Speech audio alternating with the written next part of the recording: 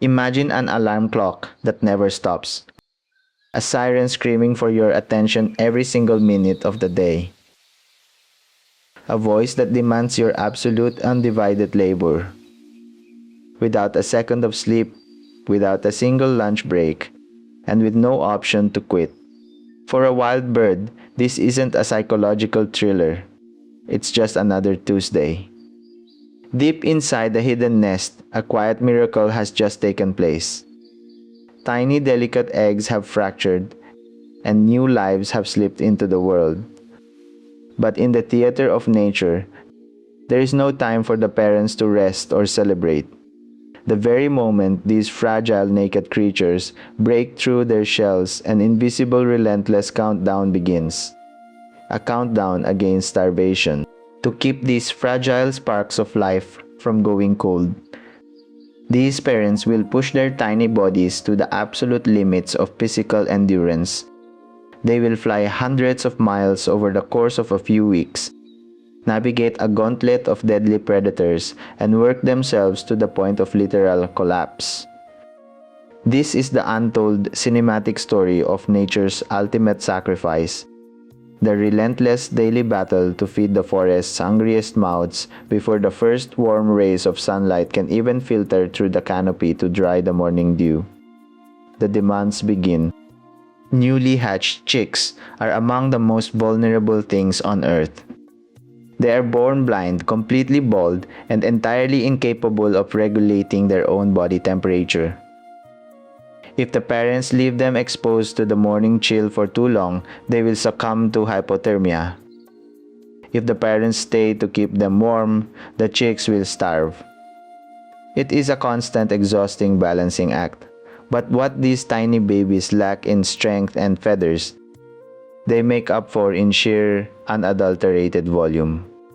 And they have a secret biological weapon to get their parents' attention. Look closely at the bright neon-colored borders of the chicks' open mouths, an area biologists call the gape. This intense coloration is not an accident of nature. It is a highly evolved, brilliant target system. Because birds can perceive ultraviolet light, these gaping mouths glow like miniature runway lights in the dim-shadowed interior of the nest. They signal to the exhausted parent exactly where to aim.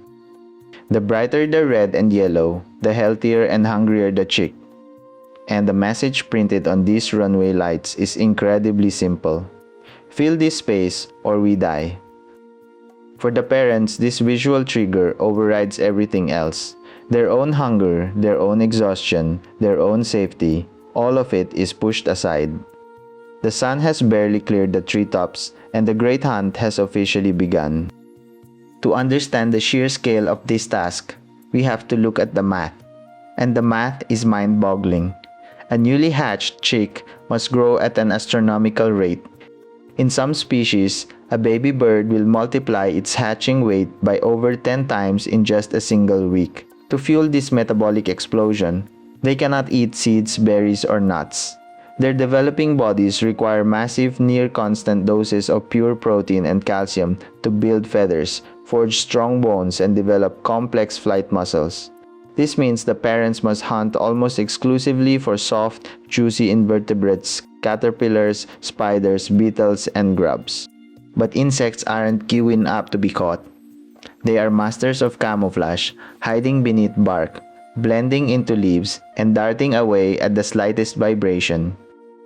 The parents must scour every square inch of their territory. They peer under leaves, pry open rotting wood, and dive bomb through the air. And catching the prey is only half the battle. Once captured, the parent cannot simply eat it to replenish their own failing energy. They must clamp it firmly in their beak and make the perilous journey back to the nest. This journey is a high-stakes gauntlet. Every flight back to the nest is a massive gamble.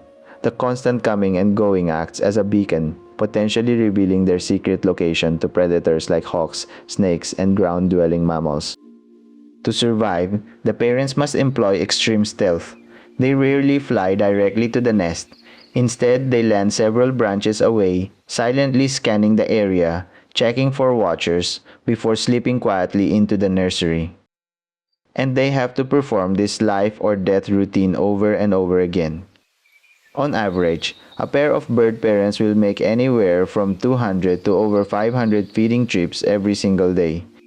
If you break that down, that means finding, catching, and delivering a viable prey item every 2 to 3 minutes from the first light of dawn until the last sliver of twilight.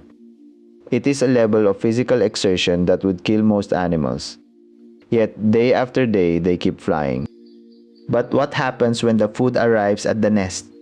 How do the parents ensure that every baby gets their fair share? Inside the cramped confines of the nest, a quiet psychological war is constantly being waged. Sibling rivalry is fierce. The largest, strongest chick will naturally push its way to the center, towering over its smaller siblings and screaming the loudest. In the harsh economy of nature, if left unchecked, the strongest would survive and the weakest would starve. But the parents have evolved a brilliant, almost mechanical system to keep the distribution fair. It all comes down to a series of involuntary physical reflexes. When a chick has successfully swallowed a meal, its throat muscles tighten and the swallowing reflex is temporarily locked. If its stomach is full, its throat simply cannot accept any more food.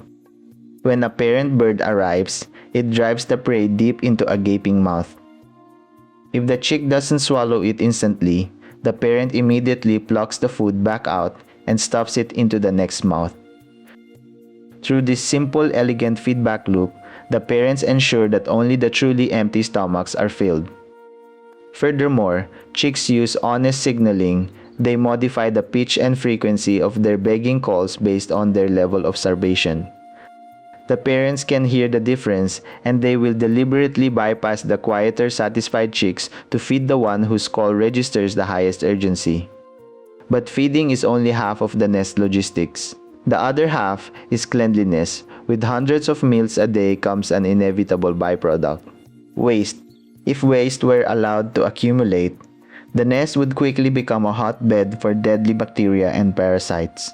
Even worse, the scent would act as a glaring signpost for predators on the forest floor. To solve this, nature created the fecal sac.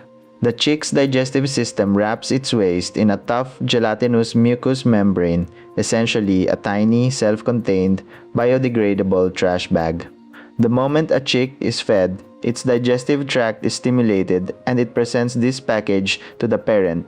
The parent immediately grabs the sack. In the early days of the chick's lives, when their digestion is still inefficient, these sacks actually contain undigested nutrients. To prevent any waste of energy, the parent will sometimes eat them. As the chicks grow older, the parents carry these sacks far away from the nest, dropping them hundreds of feet away to keep their home perfectly clean and completely scent-free.